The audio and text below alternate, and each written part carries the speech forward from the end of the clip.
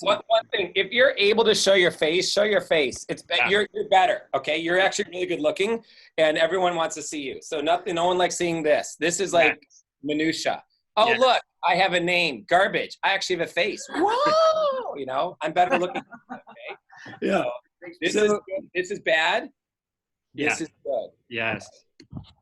Thank you, Danny. That's great. Great. So I'd introduce Sam here. Not all of you know Sam, and I've seen Sam from afar. I've been very impressed with him, and I'm very appreciative because I actually asked a group of people who could help with his expertise in this, and he volunteered and said, "Hey, I'd love to help." And that's what I love is people have to share value and knowledge. So Sam actually he's a young guy. He just started in May with Colton and Danny, and he's done amazing things. He had a 10K fast start. He sold over $80,000 for the Cutco in the summer. So even though this is focused on virtual demos, there's going to be a lot of sales tips intertwined that are great for both in-home and virtual. So those who are doing virtuals, great, and those who are doing in-home, great. You're going to learn a ton because he sold $80,000 and at a great commission level. I don't know if you know how much that is, Sam, but money isn't everything, but probably made like $25,000 your first summer here. He was the number 4 All-American.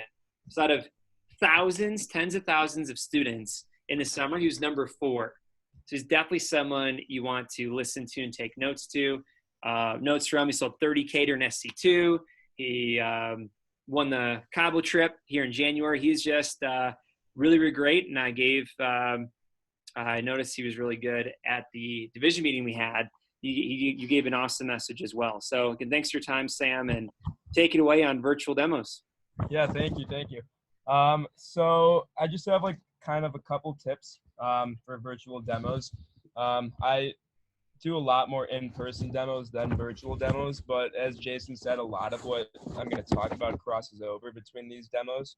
So in terms of virtuals, there's a couple reasons why everyone should be doing virtuals, whether you're a local student or abroad, or even not abroad, out of the state.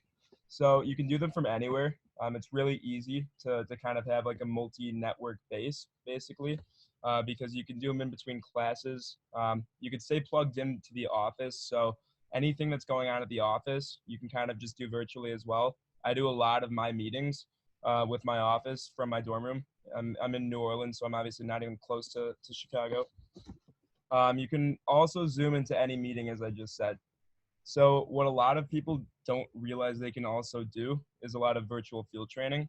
So you can sit in on people's demos virtually, like through Zoom. That's how I do all my virtuals. And it's a really neat opportunity because you can kind of see what it's like to see the virtual demo from another perspective. Also, you have 2 consistent networks with virtuals. So for a lot of people that go away to school, their networks at home, like when they're back home for the summer, those turn into their virtual recs over the school year. And then they can find people like professors to start out their new referral base down at school. And then once they get back home for the summer, their brand new referral base is their brand new network. So it's always an interchangeable network. It just kind of switches depending on where you are. And it's also really easy income. It's not that hard to do 1 to 2 demos a week. And I promise you'll probably sell at least 300 each week. And you'll make around $1,000 or more for the semester. So it's really easy income, and there's really no reason not to be doing virtuals, whether you're in school or not. So I kind of have 5 keys to virtual demos that I've found has led to the most success. The first is the mental game. You want to have the right attitude about it. The second most important thing is booking up and having confidence in appointments. The third is having good conversation skills over the computer. The fourth is you want to really turn into your customer's personal shopper. And the 5th part that I'll talk about is getting virtual recommendations. So in terms of having a good mindset, you really don't need to be in person with the knives to sell the knives. A lot of people spend a lot of money on Amazon without even seeing the product in person. And it's the same exact thing over the phone. So as long as you're honest with your goals, and you tie the customer in and show a lot of conviction in the product, and you're really happy and positive and you're excited to be doing the demo, you're going to find a lot of great success from that. Also, something that I like to tell all my customers, especially with virtuals, is like, yeah, by the way, thank you so much for taking the time to do this with me. I seriously get paid $20 just to do this, and you can totally get whatever you want.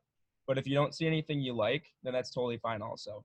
So that makes it so it's really easy for them to just kind of sit back in their chair and realize that they don't have to technically buy anything. But I will also tell them that most of my customers end up finding something that they like.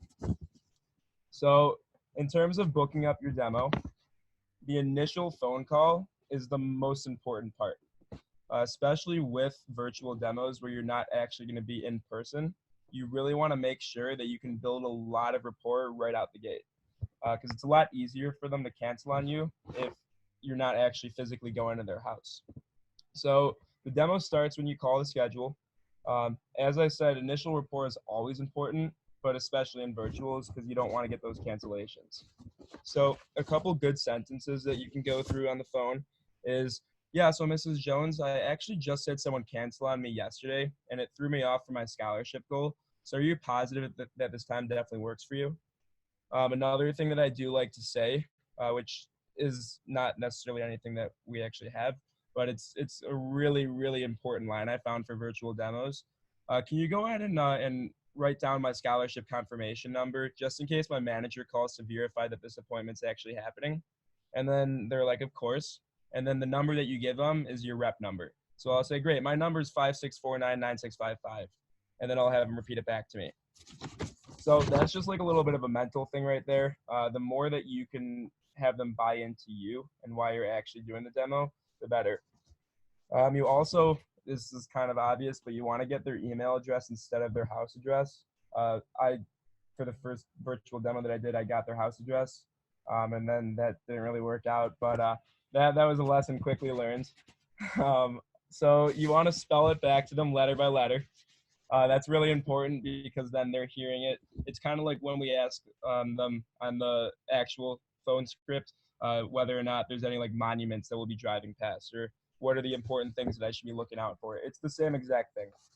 Also, another big thing is to make sure that you tell them that you're going to be sending them a quick little email confirmation once you hang up.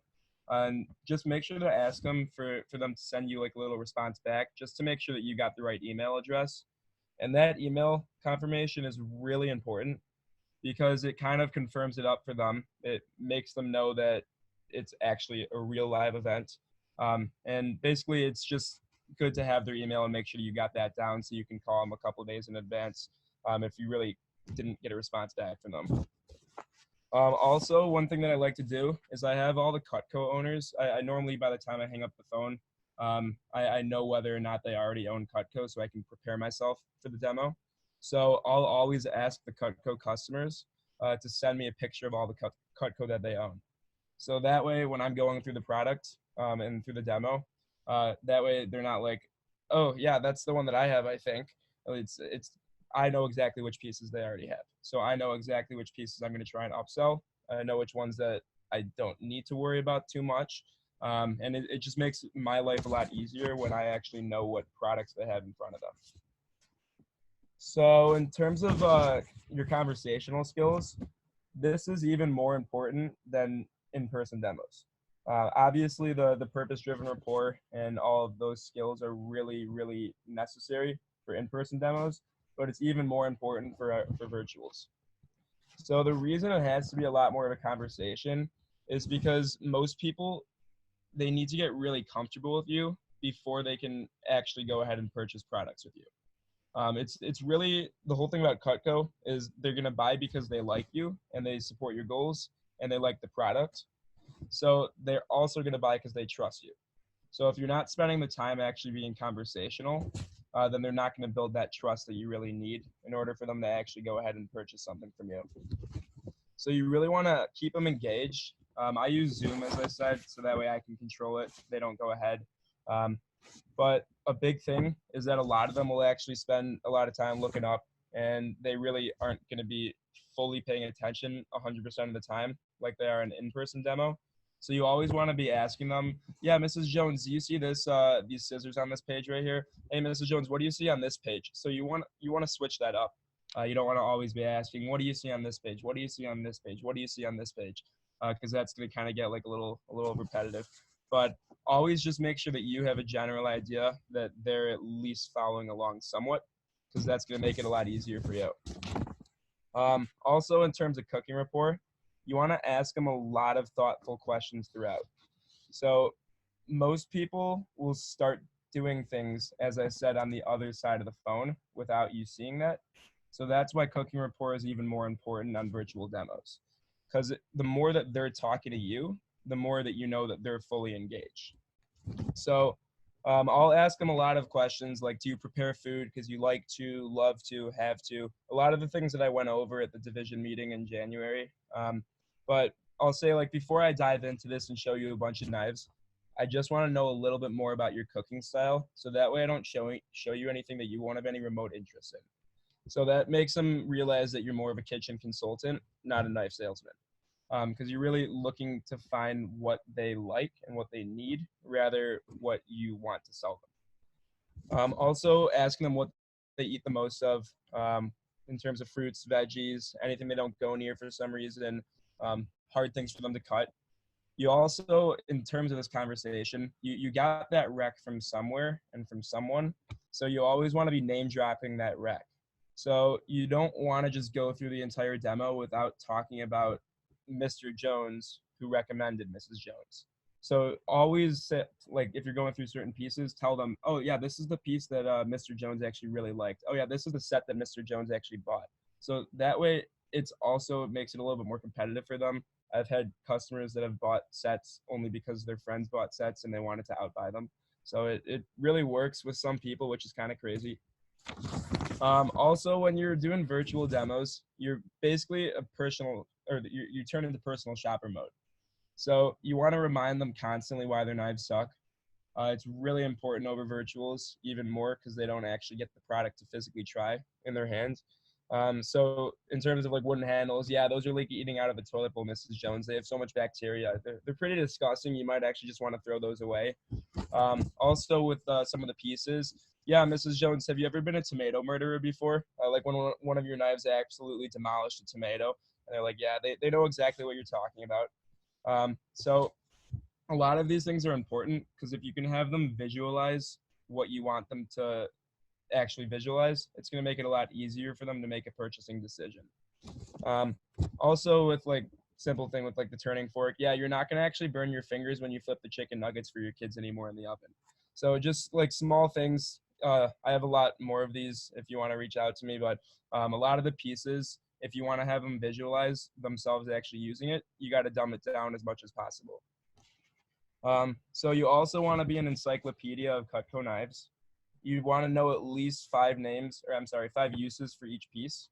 That's a given. Like you should 100% know everything that the Hardy Slicer does. You should know everything that the cheese knife does. And a lot of knowledge equals more trust, basically. So they'll trust you if you have the conviction. They'll trust you if they have the knowledge, and they'll believe you if you tell a lot of stories. So that's why I always like to tell cooking stories from like at home. I like to tell my customers cooking stories because then if I could tie them into like other people actually using these pieces, then again, it's a lot more likely that they can see themselves using it as well. You also want to write down all of their hot buttons. So in terms of when you're doing the demo, you want to have your notepad out right in front of you, and you want to be writing down everything that they ask questions about, everything that they don't understand fully, and everything that they are telling you in terms of what they do in the kitchen, because then you can always just reference back to it.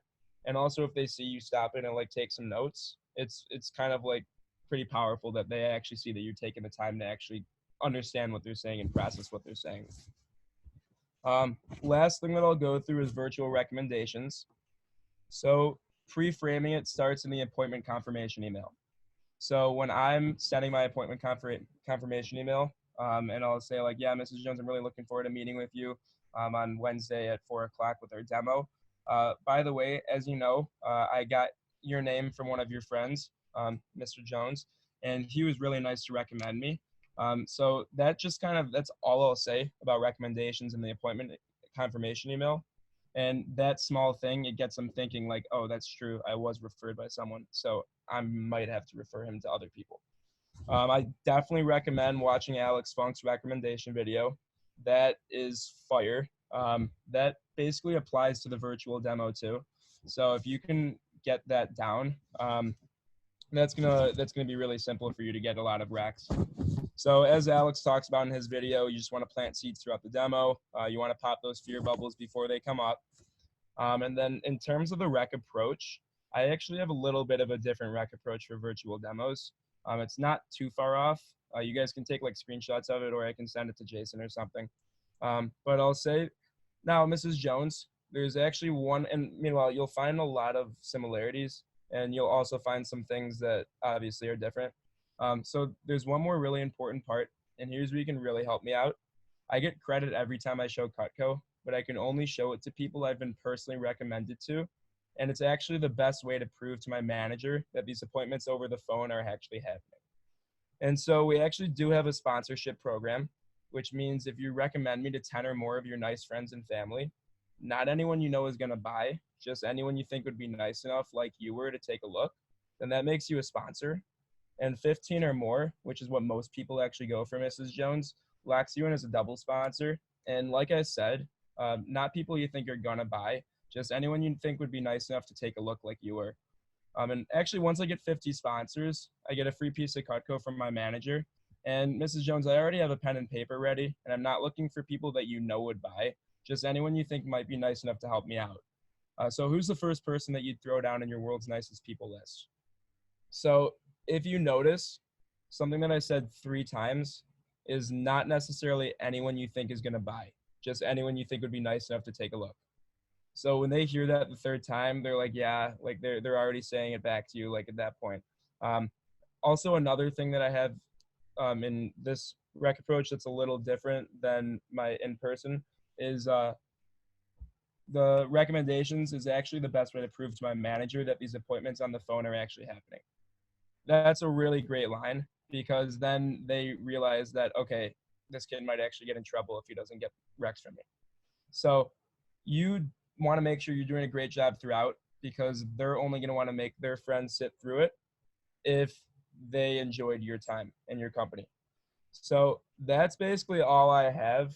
I can, if we have time, open it up to like 1 or 2 questions. Yes, that's great, Sam. So Sam, thank you very much for that. And I have some couple tips here, reminders for people, but also I'm gonna open up for questions. So with some questions for Sam. And Alice, hey, sorry for the, hold up, Josh will call you in just a moment. Okay. Sorry about that. All right, questions for Sam.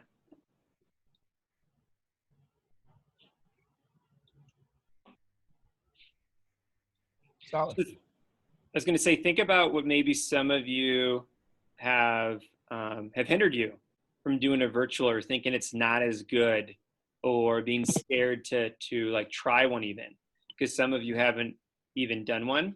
No, like what's holding you back? Maybe ask some of those questions too.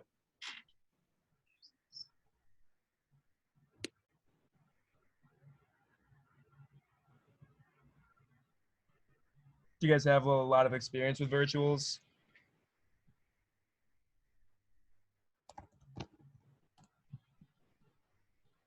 $30 seconds.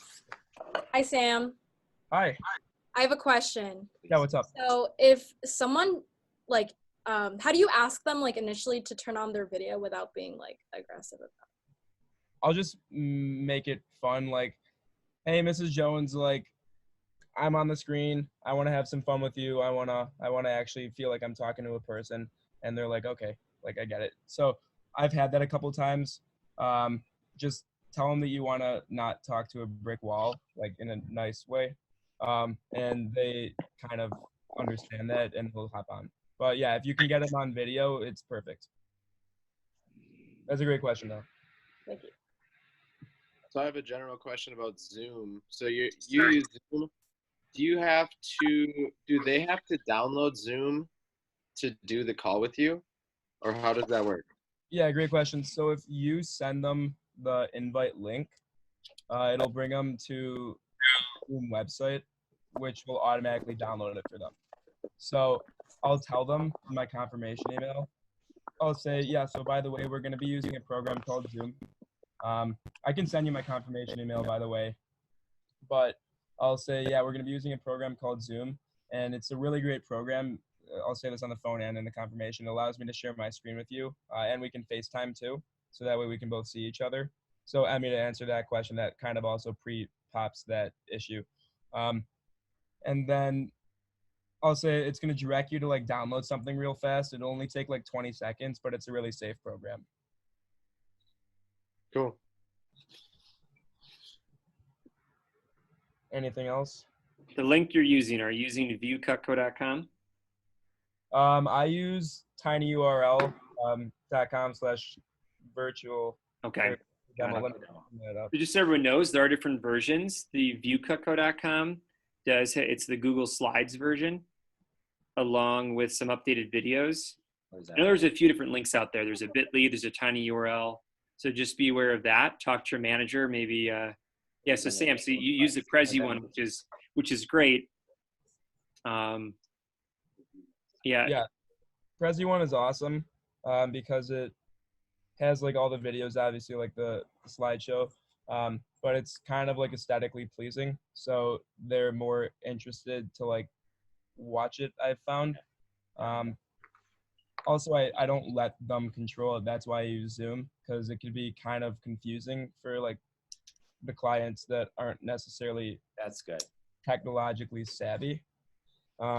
So that allows me to control it, make sure that they don't get lost somewhere, because it's really easy to get lost in Prezi. Mm-hmm. But yeah. Oh, also one thing that I didn't say is when the videos are playing, don't say a word. You want to let, especially for like the peeler and the scissors, you want to let them hear everything. Like when they're cutting through the cardboard with the scissors, you can talk a little bit during like the product, like the knife ones, towards the end, but I don't start talking in the knife videos until probably halfway through, just so they can pay full attention to what's going on the screen.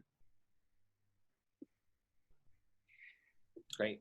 If I was a new rep, Sam, who just sold 10 grand over my summer or January, I'm like, I don't want to waste my leads. I don't want to waste my great demos. I'm going to wait till summer. I don't want to do virtual demos. What would your advice be for them? My advice would be that's a terrible idea. Fresh demos and fresh leads are always the best demos. So if you can constantly be getting brand new recs and replacing those old recs, it's going to suit you a lot better in the summer. And once you get back, you're going to have a lot of recs from the past month, rather a lot of recs from the past summer. So I personally haven't done too many virtual demos from school because I've just been extremely busy. But it's very, very easy because they take a lot less time than the actual demo. So you don't have to drive there. It takes like 30 minutes because you don't have to clean up. It's really easy to fit into your schedules, and I've helped a lot of reps kind of work around their school schedules to kind of get them into their schedules. So it's really simple. Anything else?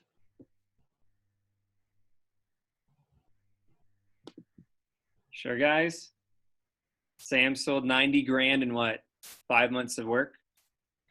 Basically summer and January. That's ridiculous, by the way. Like in a great way. It's very exciting to see, and you're opening up the minds of a lot of young people, which is really cool, Sam. So any questions here before we let him go on with his busy schedule? Info. How about info? How can we, what's the best way if someone has questions to reach out? Questions, I can send you my phone. Well, you have my phone number. But I'm really accessible, like text, group me, like anything that is easiest for you is probably also pretty easy for me. Yeah. Well, thank you so much, Sam, for your time and your leadership and your knowledge. I really appreciate it. So thank you very much. Yeah. All right. Woo! Yeah. Hey, no cocktails on the show. It's a Wednesday night. What's going on there? That was a lake. What'd you say? I said, no cocktails. It's Wednesday night. What's going on there? It's Palm Wonderful Juice. That's awesome. Salute. Don't get excited. All right. So next I'm gonna have Daniel speak. If you guys, Sam and North Shore, feel free to stand if you guys want. But again, no pressure there. Thanks, guys, for the guests here. But we're just gonna have Daniel speak, and I'll do some wrap up and assignments. Then we're all gonna hop on the phone, book up a big weekend here. So next, I'll introduce Daniel. So Daniel LaLuzerne from the Northwoods' own, homegrown here, who is a friend of Lake's and started a couple summers ago as a rep and then an assistant, and is in training to open up his own office. And he had a little bit of the college blues, if you will. He sold a ton of Cutco, over 70 grand with the Cutco, has awesome stats, really great stats. And do we lose Daniel? I think we lost. Oh, no, there you are. Just kidding. He's really great. He's really good. And he had a couple weeks slump, and we talked about a few things, and he worked out a few things. And I really saw a shift in just mentality and habits and choices. And that'd be very valuable for you guys all to hear that and see, what he did different. If you've ever felt like you're in a slump or you just want to turn things around, I feel like Daniel has some really good just thoughts, and then we can do a little discussion after that. So Daniel, thanks for your preparation and time, and go ahead and take it away on flipping the switch, going from zero, I think it was zero for a couple weeks, and then to like 2,300 this last week. So good for Daniel. Yeah. Yeah. Make a round of like, make some noise. Make some noise. What's up, folks? All right, so I'm going to be doing a talk on flipping the switch here, and I know we're a little behind schedule, so I'll probably be pretty quick, but it'll be a lot of good. So don't hesitate to ask any questions as well. I'm not really somebody that's like, oh, wait till the end, just ask right away. But anyways, so I need to get some responses, and Danny, I know you got a crew with you. I need at least 5 responses. So what would an extra $500 to spend look like for you? So, and I need answers. I don't want lame answers like, oh, I would save it, I would invest it, or I would just put it towards rent, because that's already money that you need to do now. But what would $500 for whatever you want, what would that look like to you? What would you actually spend it on? Opening day brewer tickets. Brewer tickets, that's a good one. Wedding present for my brother. I want to take him to Dave Chappelle and Joe Rogan comedy in Nashville. Ooh, I bet you a lot of people would want to go to that. That sounds like a lot of fun. 3 more. I think what he's saying is make $1,000 so you can take your friend Daniel as well. That's what he's saying. So I was reading in between the lines. I'm going to San Diego, so go towards my trip. Spending money for the trip. Sweet. Lollapalooza tickets. Lollapalooza tickets. There you go. I would go visit my best friend in Nashville. That'd be fun. And you would see people. Okay, cool. So that was a lot of good things, a lot of similarities. Obviously, stuff that you're just doing for yourself, stuff you're doing with your friends, with your family. Entertainment, basically. I know there's a lot of you that would probably just like spend like most of it on the weekend or just something like entertainment wise, or just going out to eat. I know I eat out to eat a lot, but one thing that I want to say in terms of flipping the switch is there's a huge difference between activity versus action. So you can be doing a lot of activity, but you might not be like performing any action. So I know we have Leadership Academy calls every Monday.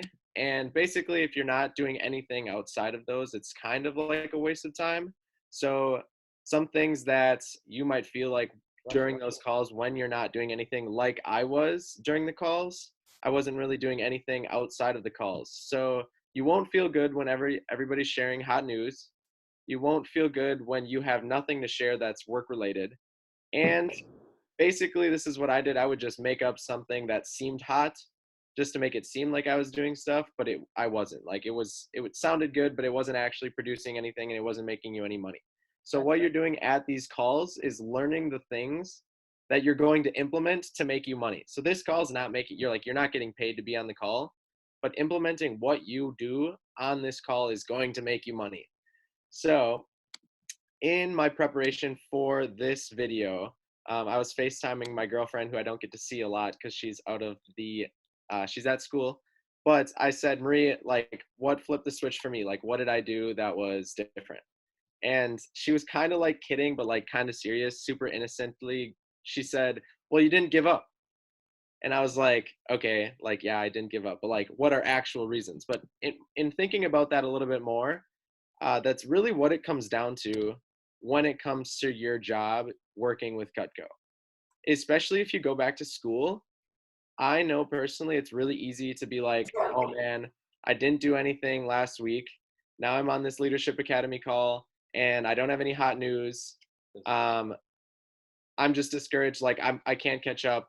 Like you kind of just give up. I know that's what I did. I was like, oh man, I didn't do anything. Like it's really easy to kind of just let that carry on and just not give up or just continue not to doing anything. So Danny said one really good thing that managers do when he was kind of telling about the people that are opening up their office is they talk to their reps really often. And that's kind of a really good measure of a manager's success. Well, how do you measure a manager's success? You basically measure it on the rep success. So managers are communicating with you so you do well. Like that's how they do well. Jason does well when we do well. So when he's trying to communicate to us, he's not doing that for him. He's communicating to you guys so you do well. Yes, indirectly it will be a reflection of him, but it's totally about like making you do better. So I figured in discussing my like switch, I kind of just go through my schedule. So after the Cabo push, the first 2 weeks of the year, I really just didn't feel like phoning. I just came off a push. I'm like, oh, I don't want to phone. And I thought that it was fine because I had a show coming up that weekend. So I was like, oh, I'll get a little bit of CPO there, so I'll be fine. So I didn't phone. So I finished up that show on Sunday, and then the Packers were playing, and I had to be in Madison the next morning. So I thought, oh, I got stuff going on. I don't need to phone. So then, where am I next? Sorry. The next week, so I typically phone Sunday night, Thursday night, and Saturday morning. So those are like the main times that I need to hit. So Thursday night came around and I was doing like other Cutco stuff. I was doing activity, but I wasn't actually producing any action because I wasn't making any calls. So there was activity, but not action. Then it was YEB. So we had year-end banquets. After the next day, I didn't phone. I don't know why. I just wasn't motivated to phone. So I didn't. The next week I was on campus. I had office days. I had to go back to Madison. So I was traveling, came up with a bunch of excuses of why I didn't phone, had stuff going on. So I didn't have any demos set up. So then I stayed in Madison longer than I needed to, because if you don't have anything in your schedule, it's really easy to just do whatever you want. And that's stuff that I wanted to do. I was doing stuff that I wanted to do. So I wasn't motivated towards work. But then after that week of not phoning, it came to the beginning of the month. So that was the week of the weekend of the 30th to the 1st or whatever it was. But I paid rent on the 1st and I'm like, oh snap, I don't have any money. So all that time of phoning or of not phoning because I wasn't motivated to do it, I didn't have any money. I have a savings obviously, but you don't dip into your savings when you need stuff because that's for other stuff. But I will tell you exactly what happened. So this is literally when it kind of flipped the switch for me. Basically preparing for this to give this talk. So my goal, and you can obviously talk about your goal with your manager specifically for you. So my goal is $22.50 a week. So that's how much I want to do per week. So with a $400 average order, that's 5.6 sales, 70% closing ratio, that's 8 demos. I rounded it up to 10. 10 demos a week equals 100 calls. So that's my goal. So that's what I want to hit. That's a standard of what I want to do. So That Sunday night, I made 50 calls. That Monday night, I made 20 calls. So I was 70 of my 100 calls in. Between Tuesday and Friday, I did 2,050 CPO. So that's what I did between Tuesday and Friday. And that's like literally just the switch. So I didn't phone that Thursday night. So I didn't make the last 30 calls. So I was short of my goal, which is weird because I was also 200 short of my CPO goal. So I didn't hit my goal, which is what, I mean, obviously every week you want to hit your goal if you have goals that you set every week. So I didn't hit my goal, but I need some participation help here. What did I do by selling that 2250? What are some things that happened because I did that, even though I didn't hit my goal? Created momentum. Created momentum. Some managers can chime in on this too. You got fresh leads and now you're motivated to keep going. Yep, I got 30 more recommendations, which is literally just going to make it easier and easier for the next time that I phone. I got 30 more recommendations. Who else?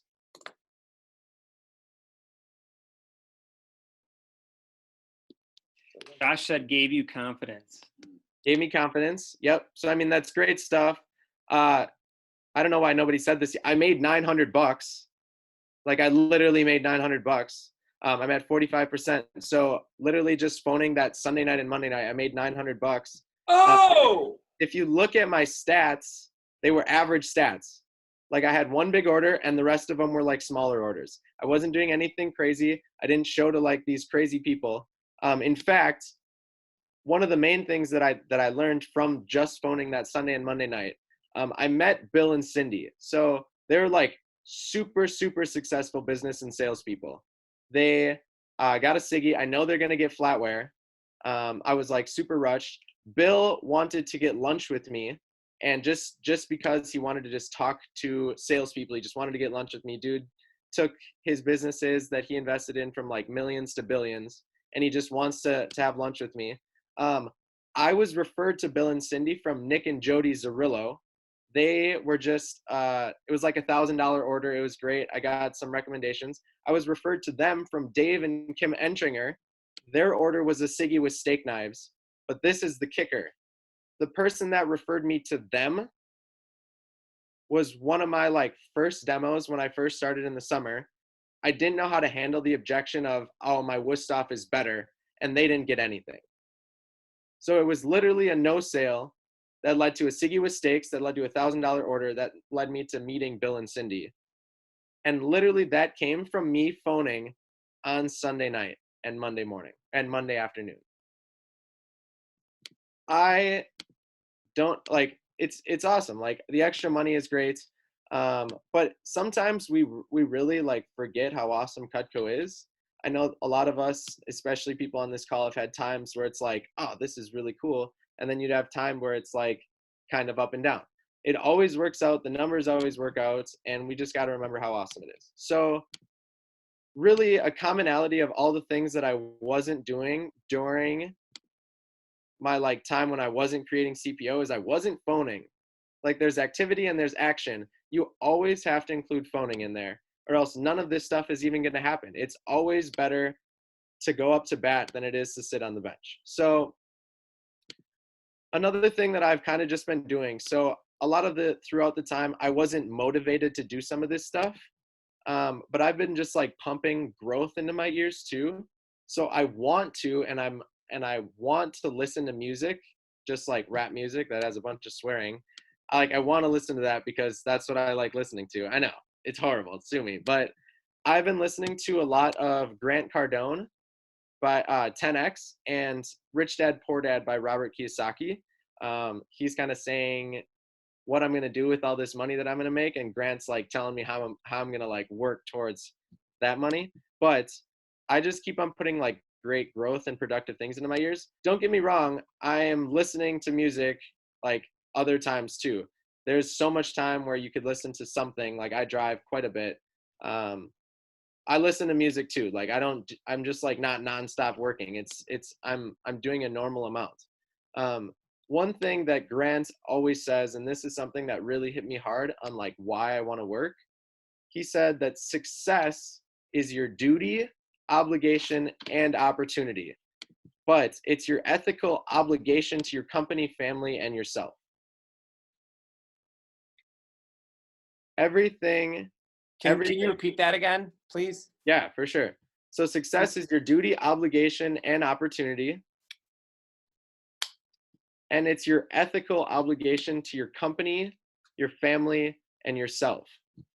So ethical obligation to your company, family, and self. Company, family, and self. Thank you, Daniel LaLuzerne. This is great. Especially after graduating college, which I know some of you aren't in that position. Like, I like need this. Like, this is my obligation. This is my duty. Like, this is my job. We're all gonna basically be working or doing something for the rest of our lives. Like, that is what you have to do. Like, we don't make you do anything. Like, as managers, Jason and Danny, we don't make you do anything. That's one of my favorite parts about Cutco, but it's your obligation to do it. So it kind of just really changed how I viewed it as like my duty and my obligation. And there's a big difference between motivation and dedication. So a lot of the things, for the reasons that I wasn't phoning, is I didn't want to. So I literally just looked up motivation versus dedication. And I know you've probably all heard that saying before. Motivation, this is the first thing that Google just popped up for me. Motivation is the initiative to start a task. It includes a person's reasons and desires for engaging in a particular behavior to achieve a goal. And then very simply, right after, it said, dedication goes beyond one's mere desire. All of the time that I was supposed to phone it was in my schedule. I knew that I was supposed to phone. I knew if I didn't phone, I wouldn't make money. Those were all reasons that the reasons I didn't do it is because I didn't want to. It's literally just like my desires. Like, I had the initiative. I was put there. It's in my calendar to start it. I just didn't have the motivation. But what goes beyond my desire is my dedication. So honestly, genuinely, and I know that like this is probably not what I should be saying on this call, I want to stay up until 2 a.m. with my friends and my girlfriend, and I want to stay up until 3 a.m. playing video games and watching YouTube videos. That's genuinely what I want to do basically every night. But I'm dedicated to being in bed before midnight because that's the agreement that I've dedicated to with Jason. And that's something that I actually want to do. So I want to be dedicated to it. So it is my desire, but I want to be motivated, but I also need to be dedicated. So you can, or you can't phone, but if you just look at what I did the last month with super average reasons, like, it doesn't matter. So you're going to be dedicated based on your why. So this kind of wraps it up. This isn't like what's your why kind of talk. But it really, you'll find that your dedication towards whatever your goal is will be very much supported by your why. So why you actually want to do it. So I have a ton of reasons for that. You know, I have bills to pay. I need to save. So opening up for my office will be a lot easier and I don't have to worry about money. I love spending time with my friends and my girlfriend and just in general. And I don't ever want to worry about money. So whatever you talked about for what you would do with $500, you can do that. You just have to phone, and you actually have to be dedicated, not motivated. And you have to do it as your obligation and your duty. And that's all I got.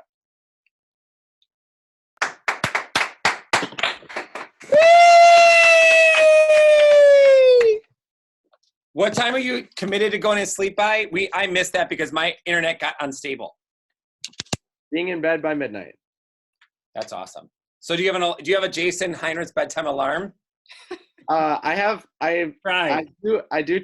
took this from Jason to like put literally everything in like my Google Calendar. So I have like when I'm going to be asleep in there. Yep. And I get a reminder at 11 p.m. every night, like sleeping time. I have my bedtime alarm at 10, so at 9:45 it gets this little cling, and every time I go, oh, it's Jason Heinrich's calling me, you know? Every day, 9:45, and I want to go like this. boom. But I go, okay. Yeah. So thank you for making me a better person, Jason Heinrichs. I try. Thank you. Daniel, what time do you typically get up in the morning? Christina Wildy's asking. I try to get up at 8, but it doesn't happen all the time. Okay. What time were you getting up? Like just During the push. During the push? Yeah. During the push, I was getting up at like 7:45 for the calls, but even then, sometimes I wasn't. Like I'm pretty human too. So what you're saying is you actually really are better served when you have 8 hours of sleep. Yeah, for sure. Okay. No, but like some people are like, oh, I get 6 and I'm fine. You're like, no, I actually really want 8 hours of sleep. You like your bed. Yeah. Okay. Yes, I love sleep. Okay. It's awesome. Right now, he's like, give me 5 minutes. That's great. That was outstanding. Really well done, Daniel. That was awesome. I'm really inspired. Woo! Yeah. Yeah. Daniel, what are those really nice plaques behind you? What are those? This one right here is my DM promotion. This is a individual letter from my division manager. Nice. And Yep. what's this thing one in your right hand? here? This one right here is a lava lamp. Oh. Okay. And what's in your left hand? Oh, this is my Cutco events team Yeah. Boom. that I It's just like your- found that was under my seat of my car. That's great. Your golden For charm. the show I'm working this weekend, where a bunch of people that want Cutco are just going to come to me and I don't even have to phone for them. Boom. Yeah, multiple layers, that biz. Get to 20K so you can learn fairs and shows. And then final question I have for you, and I'll see if anyone else has questions. Have you gone back to those Woostop people yet and said, hey, all your friends bought Siggy sets and flatware? No, I haven't. I should, though. Let's go. All right. Barb Cunard, I'll call her. Yeah. Anyone else have struggles with flipping the switch or feel like you're in a slump or you're having trouble with discipline? You have any questions for Daniel? Daniel, what does your morning routine look like? It's a good question. I don't have a good morning routine, but what it is, just being genuine with you, what I have is, 2 seconds, I have it written down. So chug water, that's like the first thing that I do just to get energy. I do Bible and coffee. I do like a very, very minor workout just to kind of like get me going. And then basically like a growth book, just like any book. 12-week year is a good one. I know like the books I was talking about in my talk, like 10X, just any like growth book. I do a journal, and then phoning is like the morning routine.